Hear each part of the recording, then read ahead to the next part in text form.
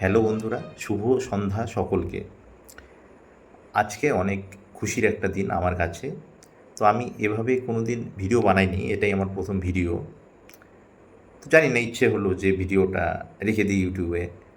পরবর্তীকালে বয়স যখন হয়ে যাবে তখন দেখব এরকম একটা খুশির দিন বা খুশির দিনের মুহূর্ত।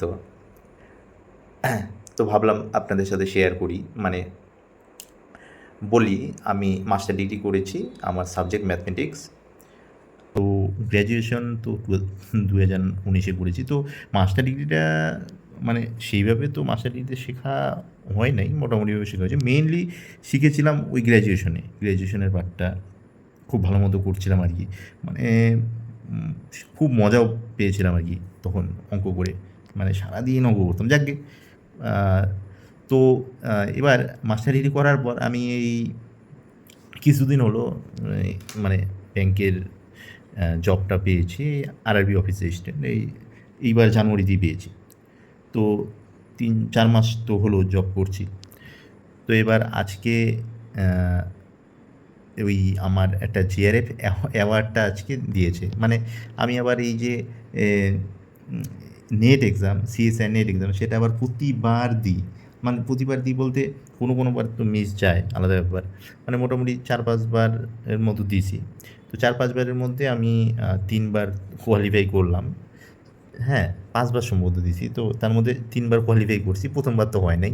আর তারপরে একবার দিয়েছিলাম মাঝখানে, সেবারও হয় নাই। তো 5 বারের মধ্যে 3 বার কোয়ালিফাই করছি। তার মধ্যে 2 বার নর্মাল আর নেট কোয়ালিফাই করছি। আর এইবার মানে ব্যাংক, এদিকে তো ব্যাংক চালাকালীন অবস্থাতেও এবার আমার জিআরএফটা হয়েছে।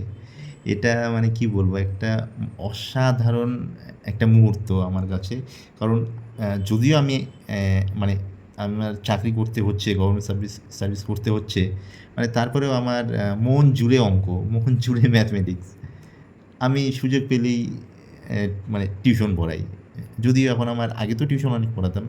এখন আমি যেখানে থাকি, এখন তো চাকরির সূত্রে অন্যখানে আসতে হয়েছে।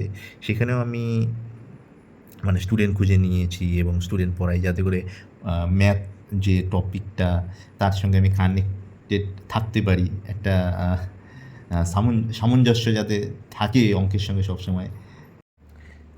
যাকগে, আমার জিআরএফ অ্যাওয়ার্ডটা আমি শেয়ার করছি তোমাদের সঙ্গে।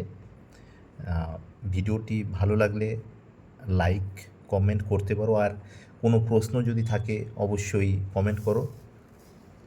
ধন্যবাদ সকলকে তোমাদের অনেক প্রয়োজনীয় সময় অপচয় করার জন্য।